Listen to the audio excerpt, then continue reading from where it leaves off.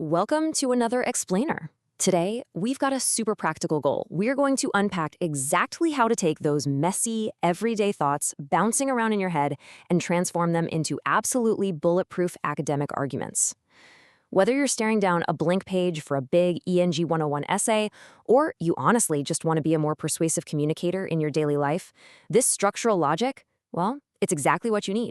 So I want you to consider a pretty provocative question for a second. Are you actually arguing, or are you just stating opinions? It sounds like a simple distinction, right? But the gap between just telling a story about how you feel and systematically defending an idea, it's massive. That gap right there is quite literally the difference between an amateur writer and a master persuader. And today, we're going to bridge that gap together. All right, here's our roadmap for this explainer. First up, the core of rhetoric. Second, we'll hit the 3 pillars of persuasion. Third, we dive into the P.E.E.L method. And finally, analyzing the blueprint. So let's jump right into section 1, the core of rhetoric. Now, way back when, Aristotle defined rhetoric as the ability in a particular case to identify the available means of persuasion. I want you to really notice that phrase, in a particular case. That is absolutely critical. Persuasion isn't just some rigid paint-by-numbers game where you deliver the exact same message to everyone. Not at all. It's a highly situated skill. You've got to read the room, understand the context, and really know who you're talking to. Since the days of the ancient Greek polis, mastering this hasn't just been about snagging good grades. It's been seen as essential to being an effective citizen. To pull this off, you actually need a major paradigm shift in how you approach writing. You see, stating opinions is usually just telling a story, or worse, relying on emotional manipulation. But true argumentation? That's about constructing a solid defense. It's the clear, orderly presentation of truth, totally backed up by evidence. If you want to succeed in any academic or professional writing, you really have to stop merely stating what you think and start systematically guiding your reader toward a logical conclusion.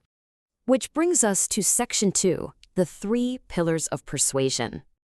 Aristotle outlined 3 core tools. He called them artistic proofs that actually make a message convincing. We have ethos, which is all about your credibility, kind of an appeal to the soul. Then pathos, which targets emotion, appealing directly to the heart. And finally, logos, which relies on strict logic, appealing to the mind. A true master persuader knows that people are complex, right? We don't just think, we feel, and we evaluate trust. An ethical, highly effective argument balances all 3 of these pillars to reach the whole person. Let's start with ethos, persuasion by character. Listen, you can have the most flawlessly logical argument in the world, but if your audience doesn't trust you, it literally falls flat. Notice the 3 specific traits that build this trustworthiness. Good sense, meaning you're rational and have sound judgment. Good moral character, meaning you do the right thing when no one's looking. And goodwill, meaning you unselfishly have your audience's best interests at heart. You have to project these qualities in your writing to earn your reader's trust. Okay, now let's look at logos, which is your intellectual appeal. This is all about making statements, premises, and connecting the dots through logical inferences so your audience can easily follow your reasoning. You might use a deductive argument where if your premises are true and the logic is valid, your conclusion is absolutely sound. Or you might use an inductive argument, collecting premises to form a highly likely, cogent conclusion. You could even use an abductive argument, where you look at a set of data and determine the conclusion that best explains the whole shebang. Ultimately, this is where your facts, your evidence, and your reasoning live. Moving on to section 3, the P.E.E.L method. We're taking a leap from ancient theory straight into a modern blueprint. Let me introduce you to the P.E.E.L formula: point, evidence, explanation, and link. In academic writing, a paragraph shouldn't just be some random collection of sentences tossed together. Every single paragraph needs to act as a self-contained, bulletproof mini-essay that defends one single focused point. Let's break this down, starting with the P for point. Your very first sentence needs to make a clear assertion or claim. A really common trap here is starting a paragraph with a simple fact that everyone already agrees on. Actually, scratch that. Your point must be an argument to defend. It sets the stage, telling the reader exactly what this specific paragraph is going to prove. Next up is E for evidence. This is where you bring in that crucial external validation to support your point. We're talking a direct quotation from a scholarly article, a hard statistic, or a specific historical event. Now, the absolute key here is framing. You can't just drop evidence out of thin air. You have to frame it properly so the reader knows exactly where this concrete proof came from. Remember ethos? This is exactly how you build it. The second E stands for explanation. And please, whatever you do, never just drop a quote and run away. That's merely retelling, it's not analyzing. You've got to clarify the logic, define any tricky key terms, and analyze exactly why this evidence matters to your point.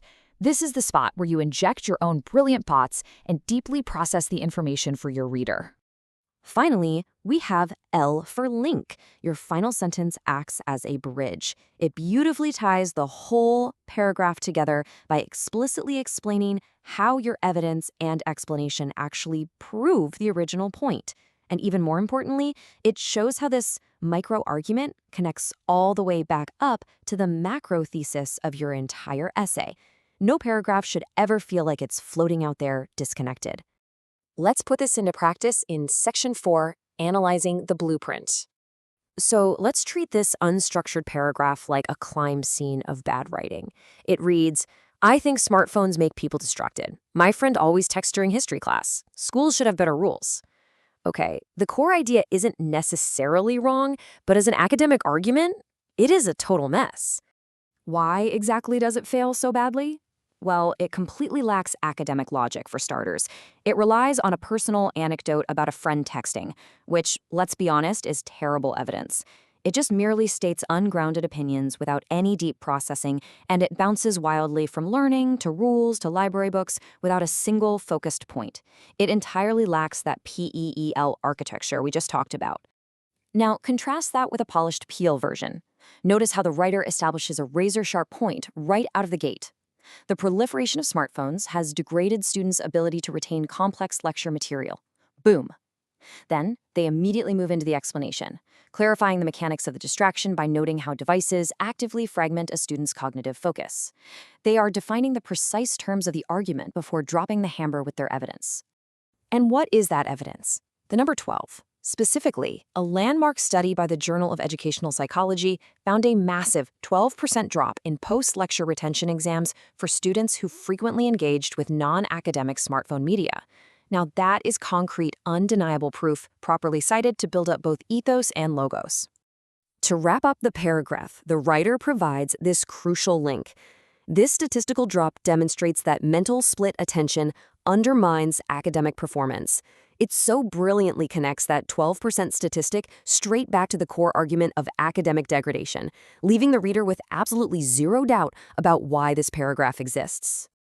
The difference between unstructured writing and a structured argument is just night and day. One is basically just a person thinking out loud on paper. The other combines Aristotelian logic with the modern P.E.E.L framework to create a precise, commanding argument. It moves from messy opinion to a beautifully orderly presentation of truth. So I want to leave you with this final thought to chew on. How will you apply the structural logic of P.E.E.L to transform your own opinions into undeniable arguments in your next essay? You now hold the ancient tools of rhetoric and a highly effective modern blueprint in your hands. Next time you face a blank page, don't just state what you think, build a fortress around it. Thanks so much for joining me on this explainer, and honestly, I can't wait to see how you put these strategies to work.